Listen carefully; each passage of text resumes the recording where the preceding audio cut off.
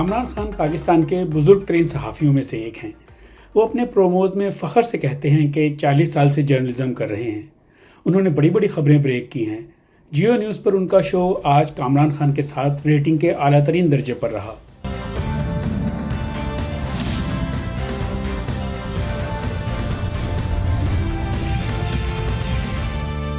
دنیا نیوز میں جانے کے بعد کامران صاحب کے شو کی ریٹنگ پر فرق پڑا، لیکن ان کی ساکھ برقرار رہی۔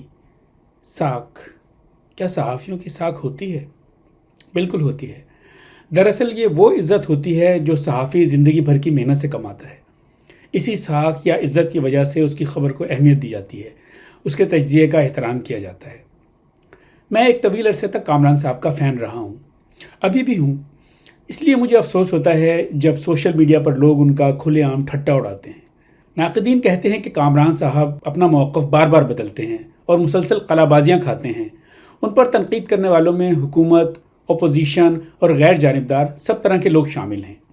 جب میں نے 2001 میں روزنامہ جنگ جوائن کیا تو اس کے کراچی کے نیوز روم کی دیوار پر بڑے حروف میں انگریزی کا ایک جملہ لکھا ہوا تھا، "The government and the press are natural adversaries"، یعنی حکومت اور پریس قدرتی طور پر ایک دوسرے کے دشمن یا مخالف ہوتے ہیں۔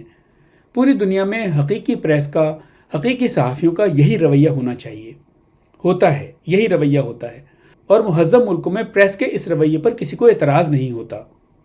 مشہور ناول اینیمل فارم لکھنے والے جارج اورویل ایک بڑے صحافی تھے۔ ان کا ایک جملہ اکثر کوٹ کیا جاتا ہے، "Journalism is printing something that someone doesn't want printed. Everything else is public relations." یعنی صحافت یہ ہے کہ آپ وہ چھاپیں جس کے بارے میں کسی کی خواہش ہو کہ وہ نہ چھپے، اس کے سوا باقی سب کچھ تعلقات عامہ ہے۔ کامران صاحب نے صحافت میں 4 دہائیاں گزاری ہیں تو 25 سال میں نے بھی کام کیا ہے۔ اورویل کے پیمانے والی صحافت کم ہی ہوتے دیکھی ہے۔ ایک اور قول بھی سن لیں، سوشل میڈیا پر یہ والٹیئر کے نام سے گردش کرتا ہے، لیکن دراصل امریکی وائٹ نیشنلسٹ کیون اسٹرام کا ہے۔ "To learn who rules over you, simply find out who you are not allowed to criticize." یعنی آپ پر کون حکومت کرتا ہے، یہ جاننے کے لیے ان کا پتہ چلائیں جن پر تنقید کی آپ کو اجازت نہیں۔ تو پاکستان میں حکومت سے مراد وہ انتظامیہ نہیں جو نمائشی طور پر سامنے ہوتی ہے، بلکہ وہ اسٹیبلشمنٹ ہے جو ملک چلاتی ہے۔ ہر ملک میں اسٹیبلشمنٹ کے نمائندے مختلف ہو سکتے ہیں۔ پاکستان میں اسٹیبلشمنٹ کا مطلب ہے فوج۔ آئیں دیکھتے ہیں کہ پاکستان کے سب سے بڑے صحافی کامران خان کا عوامی جمہوریت کے بارے میں کیا رویہ ہے اور وہ اسٹیبلشمنٹ کے کس قدر خلاف ہیں۔ پاکستان کے نوجوان صحافیوں کے لیے یہ جاننا بے حد ضروری ہے۔ مجھ جیسے صحافی جو اب نوجوان نہیں رہے لیکن صحافت کے طالب علم تو ہیں، ہم بھی رہنمائی کے لیے کامران خان صاحب جیسے بڑے صحافیوں کی طرف دیکھتے ہیں۔ پاک فوج کے سربراہ جنرل عاصم منیر نے 29 نومبر 2022 کو عہدہ سنبھالا تو کامران صاحب نے کہا، اگر جنرل عاصم منیر قوم کو یقین دلوانے میں کامیاب ہو گئے کہ اب فوجی لیڈرشپ کسی جماعت کو حکومت میں لانے اور کسی کو اتارنے کے عمل میں شامل نہیں، تو عوام اور فوج میں خلیج تیزی سے کم ہو جائے گی۔ انشاءاللہ اس کے فوراً بعد جنرل عاصم کے ہاتھ وہ عوامی حمایت و قوت آ جائے گی کہ وہ خاموشی سے پس منظر میں رہتے ہوئے سیاسی قوتوں کو کسی ٹھوس میثاق معیشت پر آمادہ کر سکے، حقیقی معنوں میں صاف شفاف الیکشن اور انسداد کرپشن کا مضبوط نظام تشکیل ہو سکے۔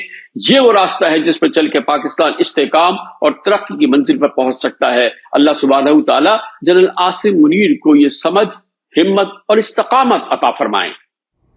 نئے سال کے پہلے دن کامران صاحب کا موقف یہ تھا، بے شک آج بھی فوج کے علاوہ پاکستان میں کسی کی سکت نہیں کہ سیاسی قوتوں کو مجبور کرے، چاہے اس کے لیے انہیں ایک کمرے میں محصور کرنا پڑے، کہ پاکستان کی سلامتی بقا کی خاطر ملک کی ڈوبتی معیشت بچانے الیکشن انعقاد سے الیکشن کمیشن تک جڑے مسائل کے حل کا فارمولہ تجویز کریں، دہشت گردی کی نئی وبا سے نمٹنے کا نیا قومی ایکشن پلان بنے۔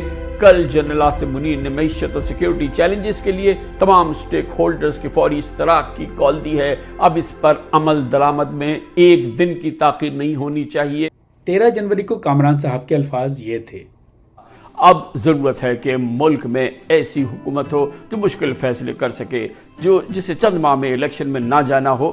منجدار میں پھنسے پاکستان کو فوری بچانا ہے۔ موجودہ حالات میں آئین کی روح کے عین مطابق غیر سیاسی تجربے کار ٹیکنوکریٹس پر مشتمل نگراں حکومت کا قیام عمل میں لایا جائے اور اس نظام کی سرپرستی army chief general Asim Munir کرے۔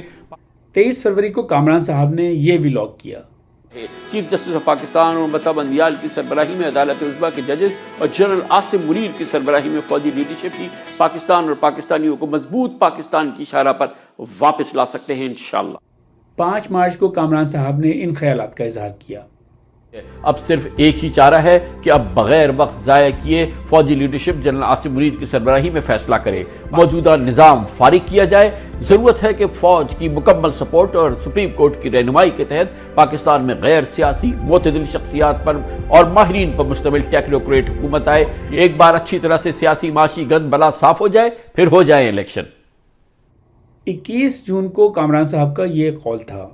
گویا پاکستان کی معاشی قسمت کو سدھارنے کے مشن کی سرداری اللہ سبحانہ و تعالیٰ نے army chief general Asim Munir کو سونپی ہے۔ جنرل عاصم منیر کی دہشت گردوں کو قلاقمہ کرنے والی جرأت اور طاقت اب پاکستان کی ان ڈاکیومنٹڈ معیشت کو ڈاکیومنٹ کرنے کے زمانے میں آ جائے اور اس کو لے آئے تو پاکستان کے بارے نیارے ہو جائیں گے اور پورے پاکستان میں جنرل عاصم منیر زندہ باد کے نعرے گونجیں گے۔ میں بھی کہوں گا جنرل عاصم منیر زندہ باد۔ 5 اگست کو کامران صاحب نے یہ کلمات ادا کیے۔ اب وقت آ گیا ہے کہ پاکستان کا ریاستی نظام سیاست سے فی الحال تھوڑے عرصے کے لیے کنارہ کشی اختیار کرے۔ ہم نے پی پی پی کو 4 بار، نواز شریف کی پی ایم ایل این کو 4 بار، جس میں نواز شریف 3 بار، شہباز شریف 1 بار اور پی ٹی آئی کو 1 بار آزما لیا ہے۔ بس بہت ہو گیا۔ اس سفر پر جنرل عاصم منیر کو پاکستان کی قیادت کرنی ہوگی۔ جنرل صاحب، آج ہم پاکستانی ایک اور زرداری، ایک نیا نواز شریف دور کے لیے نہیں تڑپ رہے۔ ان کو مہنگائی کا توڑ چاہیے، روزگار چاہیے، معیشت کی دن رات ترقی چاہیے۔ جنرل عاصم منیر صاحب کمر کھس لیجئے۔ بنا ماشاءاللہ بنا فوجی حکمرانی بھی ایک دیانتدار پروفیشنل غیر سیاسی حکومتی پاکستان کی قسمت بدل سکتی ہے۔ آپ لیڈ کریں، قوم آپ کے پیچھے چلے گی انشاءاللہ۔ میں ایک حقیر صحافی ہوں، لیکن میرے اساتذہ نے ہمیشہ یہی سکھایا تھا کہ صحافی کو ہمیشہ عوام، جمہوریت اور انسانی حقوق کا نام لینا چاہیے اور حکومت، اسٹیبلشمنٹ اور ملا ازم کے خلاف آواز بلند کرنی چاہیے۔ اکثریت کے مقابلے پر مائنورٹیز، امیروں کے مقابلے پر غریبوں اور طاقتور اشرافیہ کے مقابلے پر کمزور طبقوں کا ساتھ دینا چاہیے۔ کامران صاحب کا پرستار ہونے کی وجہ سے میں اکثر سوچتا ہوں کہ شاید میرے اساتذہ غلط تھے، کیونکہ کامران صاحب جرنلزم کے بارے میں دوسروں سے زیادہ جانتے ہیں۔ ہم جیسے چھوٹے صحافیوں کے بھی چھوٹے موٹے دشمن ہوتے ہیں۔ کامران صاحب جیسے بڑے صحافیوں کے دشمنوں کی تعداد ظاہر ہے کہ بہت زیادہ ہے اور وہ ان کے خلاف پروپیگنڈا کرتے رہتے ہیں۔ یہ جس صحافی کا آپ نے نام لیا ہے، یہ میرے پے رول پر تھا اور 7,000 روپیہ ماہوار مجھ سے لے رہا تھا۔ 7,000 روپیہ؟ 7,000 روپیہ۔ یہ تو آپ الزام لگا رہے ہیں۔ تو دیکھیے، میں تو اس سے کہیے کہ مجھے سامنے آ کے کہہ دیجیے غلط ہے۔ کس طرح کی پیمنٹ آپ کے رولز میں الاؤ ہوتی ہے؟ جی بالکل الاؤڈ ہے، مخبر کو پیمنٹ الاؤڈ ہے۔ تو کامران خان آپ کے مخبر تھے؟ جی یقیناً۔ جو آپ جیو میں پروگرام کرتے جی وہی۔ یہ تو اچانک تو نہیں کچھ ہو سکتا نا، آپ نے الزام لگا دیا۔ تو بھائی اتنے سال کے بعد میرے پاس تو آپ وہی گاڑی اور وہ چھوٹا سا گھر دیکھ رہے ہیں۔ آپ دیکھیں کہ وہ انہوں نے کہاں سے موٹر سائیکل سے لے کے کہاں تک کا سفر طے کیا ہے۔ مجھے 100% یقین ہے کہ اس ویڈیو میں کامران صاحب پر لگائے گئے الزام غلط ہے۔ ہو سکتا ہے کہ بریگیڈیئر صاحب کو ٹھیک سے یاد نہ ہو یا انہیں کسی اور کامران نام کے آدمی کا دھوکہ ہو گیا ہو۔ میرے ساتھ تو اکثر ایسا ہوتا ہے۔ ٹویٹر پر لوگ ڈون والے بھائی مبشر زیدی کی جگہ میری تعریفیں کر دیتے ہیں اور میرے بجائے انہیں برا بھلا کہہ رہے ہوتے ہیں۔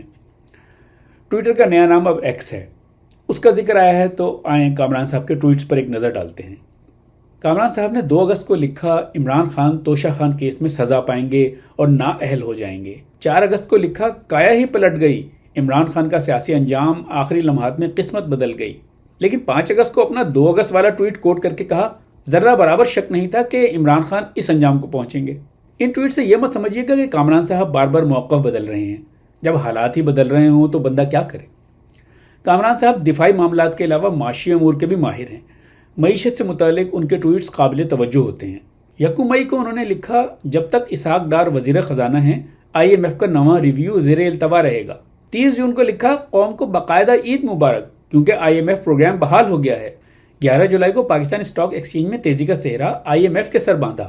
19 جولائی کو لکھا، شکریہ IMF، بہت بہت شکریہ، پاکستان کا معاشی کنٹرول سنبھال لیا۔ معیشت مشکل سبجیکٹ ہے اور میں ناسمجھ ہوں، اس لیے کامران صاحب کے ٹویٹ سے سمجھ نہیں پاتا کہ معیشت میں بہتری کی امید انہیں IMF سے ہے، ٹیکنوکریٹ سے یا آرمی چیف سے۔ کامران صاحب جنرل عاصم منیر کے بعد جس شخص کے سب سے بڑے پرستار ہیں، سب لوگ اسے بادشاہ گر کہتے ہیں۔ وہی اللہ کے نیک بندہ جو اپنے مہمانوں سے پوچھتا ہے بریگیڈیئر کے ہاتھ کی چائے پئیں گے یا جنرل کے ہاتھ کی؟ 30 اپریل کو کامران صاحب نے بحریہ ٹاؤن کراچی میں فیملی پکنک منائی اور اس کا حال ہم سب کو سنایا۔ میں نے سنا ہے کہ سوشل میڈیا انفلوئنسر کسی کمپنی، خاص طور پر ریئل اسٹیٹ کمپنیوں سے ایک پوسٹ کا 10 لاکھ معاوضہ لیتے ہیں، لیکن میں جانتا ہوں کہ کامران صاحب ایسے صحافی نہیں ہیں، اسی لیے وہ اپنی گفتگو میں بار بار اللہ سبحانہ تعالیٰ اور انشاءاللہ جیسے الفاظ استعمال کرتے ہیں، اور بحریہ ٹاؤن کی ویڈیو میں بھی انہوں نے بیک گراؤنڈ میں نعت لگا رکھی ہے۔